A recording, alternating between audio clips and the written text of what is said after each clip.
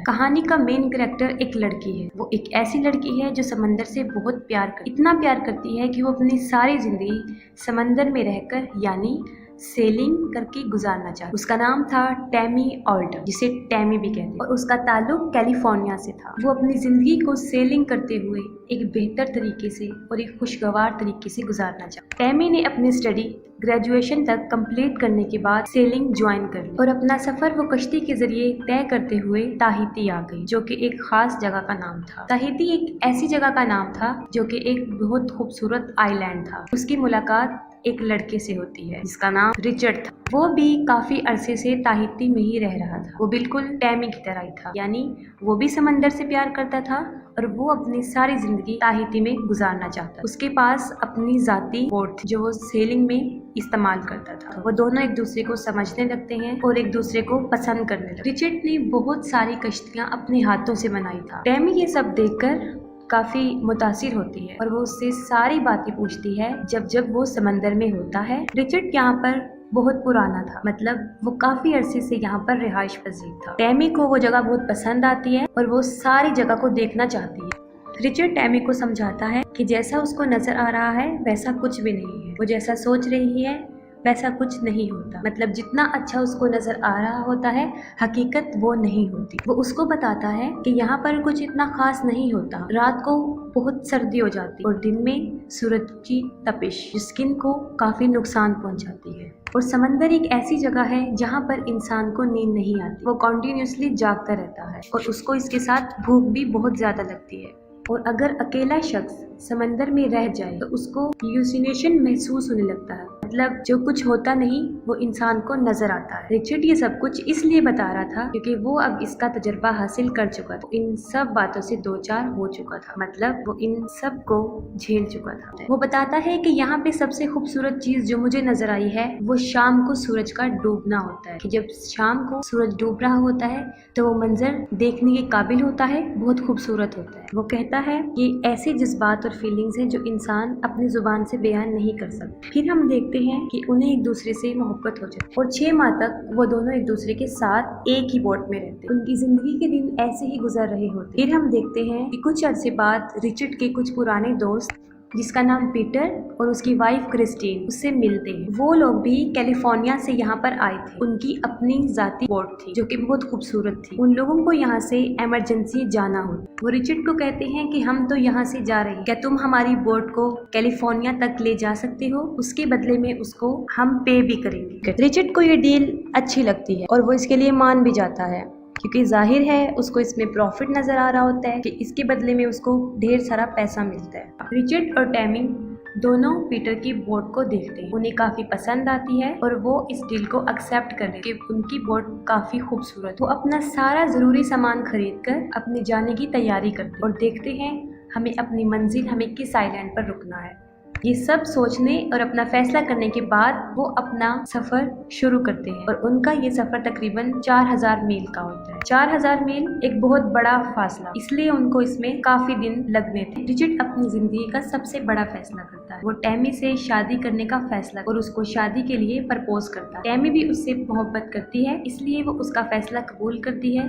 वो दोनों बहुत खुश होते हैं, लेकिन फिर उनकी किस्मत पलट जाती है। वो समंदर में तूफान को महसूस करते हैं और फिर देखते हैं कि एक परिंदा तेजी से हवा के साथ उड़ता हुआ आया है और उनकी बोट पर गिर गया है। उन्हें कुछ समझ नहीं आया कि ये परिंदा कहाँ से आया, क्योंकि आसपास उन्हें कोई किनारा भी नजर नहीं आया। जाहिर है वो हवा के साथ उड़कर इतनी दूर आ गया होगा। इसके बाद उन्हें रेडियो पर फौरन अलर्ट किया जाता है कि एक बहुत बड़ा समुद्री तूफान आने वाला है। ये सुनने के बाद रिचर्ड ये डिसाइड करता है कि जिस तरफ से तूफान आ रहा है हम उसकी ऑपोजिट साइड से अपना रास्ता तय करेंगे। लेकिन टैमी उसको बताती है कि जिस तरह वो समंदर से वो परिंदा उड़कर आया है इसी तरह हम भी इस समुद्री तूफान में निकल सकते हैं अगर हम इसके लिए कोशिश करें। रिचर्ड इस फैसले से खुश नहीं होता, लेकिन जाहिर है उन्हें कोई फैसला तो लेना पड़ना था क्योंकि पहले ही उनका बहुत वक्त जाया हो चुका था। उन्होंने जल्दबाजी में जो फैसला लिया वो गलत था और इस गलती का पछतावा उन्हें तब हुआ जब उन्होंने देखा कि एक बहुत बड़ा तूफान उनकी कश्ती के सामने आ रहा है और अपने साथ बहुत बड़ी बड़ी लहरों को ला रहा है जिस पर काबू पाना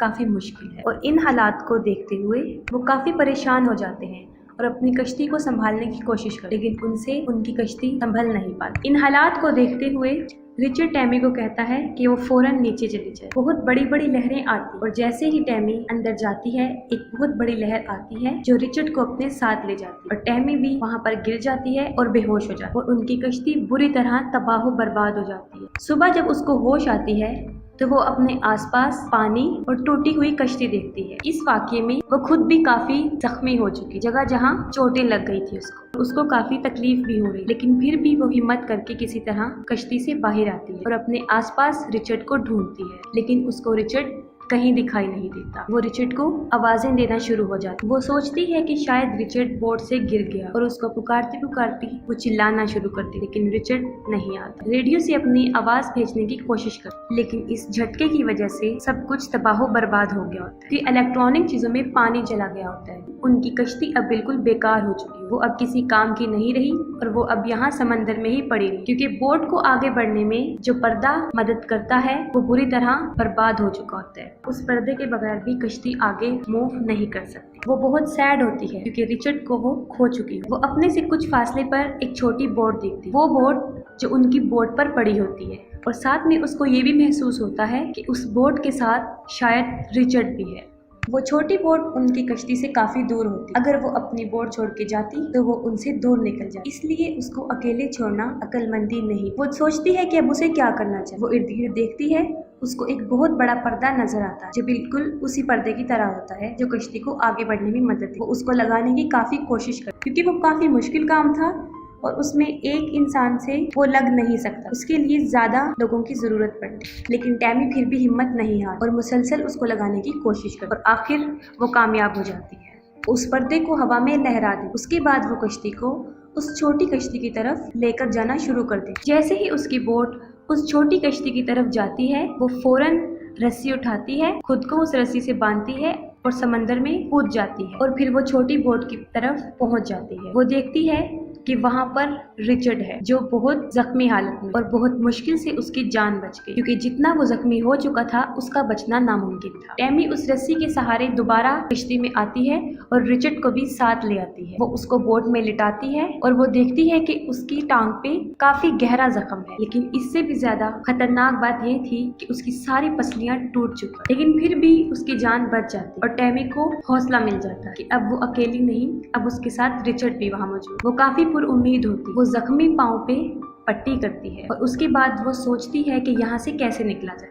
उसके बाद हम देखते हैं कि वो पाइप के जरिए बोट में पानी को बाहर निकालती है और जहाँ से कश्ती टूट चुकी है वहाँ पर टेप के जरिए जोड़ती है। इसके बाद वो यहाँ से निकलने का रास्ता ढूंढ, वो नक्शे को पढ़ने की कोशिश करती। ये चीज उसके लिए काफी मुश्किल थी, लेकिन वो फिर भी उसको पढ़ती रहती। इसके दौरान उसे पता चलता है कि वो तकरीबन 25 दिन में सैंटियागो पहुँच सकते हैं अगर उनकी कश्ती तबाह ना हो, लेकिन वहाँ पे हवाएं और लहरें बहुत तेज थी जो उनको आइलैंड यानी उनकी मंजिल से और दूर लेकर जा रही, जिससे उनको साफ नजर आ रहा था कि दिनों तो क्या वो तो महीनों में भी अपनी मंजिल की तरफ नहीं रचा। कोई भी उनकी मदद को नहीं आया तो वो सारी जिंदगी के लिए यहाँ फंस सकते हैं और यहाँ से उनका निकलना नामुमकिन हो सकता है, क्योंकि जापान तक उन्हें कोई आइलैंड दूर दूर तक नजर नहीं आ रहा था।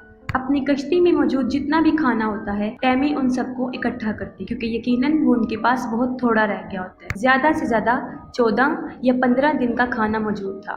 यहाँ पर जो उन्हें सबसे ज्यादा मसला पेश आ रहा था वो पानी का था। उनके पास पीने का पानी नहीं था, क्योंकि शायद लहरों के टकराने से उनका वाटर प्रेशर टूट चुका था और पानी आना बंद हो गया था। लेकिन उनके पास थोड़ा बहुत पानी था जिस पर वो अपना गुजारा चला रहे थे। ये हालात, ये दिन उनके ऊपर एक इम्तिहान की तरह गुजर रहे, क्योंकि वो एक ऐसी जगह पर मौजूद थे जहाँ पर ना फिशर्स आते हैं और ना कोई सियाह, क्योंकि वो किनारे से इतना दूर थे कि आम इंसान उनको सोच भी नहीं सकता। वो ऐसा महसूस करते हैं कि अब वो यहाँ से कभी भी नहीं जाएंगे। वो यहाँ पर गुम हो गए और सच में वो यहाँ पर गुम हो चुके थे। उन्हें अपनी मौत साफ दिखाई दे रही। एक तो वो समंदर में फंस गए थे ऐसी जगह पर जहाँ पर उनका बचना नामुमकिन है, और दूसरा खाने पीने की तरफ से उनका खाना भी दिन ब दिन कम होता जा रहा है। और जो सबसे बड़ी प्रॉब्लम ये थी कि टैमी वेजिटेरियन। टैमी बहुत परेशान होती है। इस पर रिचर्ड उसको समझाता है कि हमारे पास खाना कभी भी खत्म नहीं हो सकता अगर तुम समंदर से मछलियां पकड़ती हो। और ऐसा करने पर टैमी साफ इनकार कर देती है, लेकिन उसके बाद वो फिर भी कोशिश करती है, लेकिन हर बार नाकाम हो जाती है। टैमी को अपनी गलती का एहसास होता है। वो रिचर्ड से माफी मांगती है। रिचर्ड तो बेचारा किसी काम की काबिल ही नहीं था कि वो बुरी तरह जख्मी हो चुका था और उसकी हड्डियां भी टूट चुकी थी। बारिश आ जाती, इस पर टैमी बहुत खुश हो जाती और खुशी से चिल्लाने लगती है। और उनके पास जितने भी बर्तन मौजूद होते हैं वो सबको उन बारिश के पानी से भर लेती है। लेकिन उनकी जिंदा बचने के लिए ये चीज काफी नहीं थी। उनको खाने के लिए भी चीजें चाहिए थी। दिन ब दिन उनकी हालत खराब से खराब तर होती जा रही। वो दोनों लेटे होते हैं। टैमी को दूर एक बोट नजर आता है, एक बहुत बड़ा बोट। वो फौरन फायर करती है। वो फायर से उनको बुलाने की कोशिश करती है, लेकिन वो लोग बगैर उनको लिए वहाँ से चले जाते, क्योंकि वो सोचते हैं कि यहाँ पर कश्ती हो ही नहीं सकती। उन्हें वहाँ रहते रहते तकरीबन 20 दिन गुजर चुके और उनकी हालत बदतर से बदतर होती जा रही। और टैमी उसी चीज का शिकार हो रही जो आपको मूवी शुरू होने के स्टार्ट में बताया था, यानी हेलुसिनेशन, धोखा, फरेब नजर। टैमी अपने अंदर अजीबोगरीब तब्दीलियां महसूस कर रही। वो महसूस कर रही थी कि वो पागल होती जा रही है और उसको अब यकीन हो गया था कि अब वो यहाँ से बचकर नहीं निकली और यहीं पर उनकी मौत हो जाए। उनके पास वाइन्स की कुछ बॉटल्स थी जिस पर वो अपना गुजारा चला रहे थे और अपने पेट को भर रहे थे। टैमी काफी मेहनत करती और रिचर्ड को बचाने के लिए वो काफी स्ट्रगल करती। उस कश्ती में रहते रहते उनको तकरीबन 40 दिन बीत जाते। टैमी बहुत इल्यूसिनेट करने लगी, क्योंकि आपको हमने बताया था कि उसको रिचर्ड ने भी ये बात बताई थी कि कोई शख्स अगर समंदर में ज्यादा अरसे के लिए रहता है तो उसके साथ ऐसा होने लगता है। उसको हर चीज धोखा, फरेब नजर आने लगता है। और इन सब हालात से टैमी भी गुजर रही। वो ये बात, क्योंकि रिचर्ड तो कब से ही मर गया था जब उनकी कश्ती डूबी थी, ये सब उसको इल्यूसिनेशंस की वजह से हो रहा था, क्योंकि वो काफी शॉक थी और काफी स्ट्रेस की वजह से उसके साथ ये सब हो रहा था, क्योंकि वो इस सदमे से बाहर ही नहीं आ रही थी कि वो रिचर्ड को खो चुकी है। और उसकी ये इल्यूसिनेट इतनी पावरफुल थी कि अब तक वो रिचर्ड को महसूस कर रही थी, वो सब इसी की वजह से था। वो कैसे?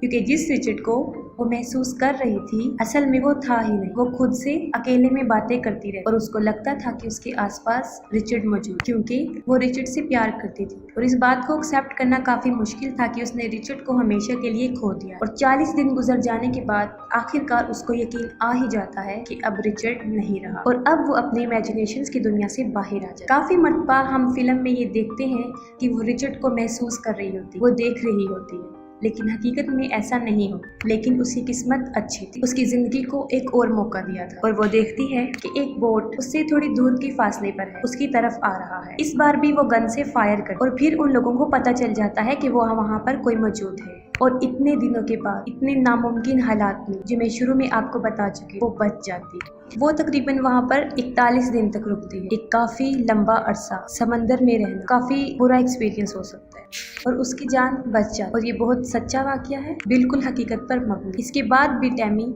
सेलिंग नहीं छोड़ और अपनी सारी कहानी को सामने रखते हुए वो किताब लिखती है। वो बताती है कि रिचर्ड ने मेरी मुश्किल वक्त में बहुत साथ दिया और अब तक उसके कानों में उसकी आवाजें गूंजती रही। और आज अगर वो किसी की वजह से जिंदा है तो वो सिर्फ रिचर्ड। मूवी काफी इम्प्रेसिव है। आई होप सो आपको अच्छी लगी।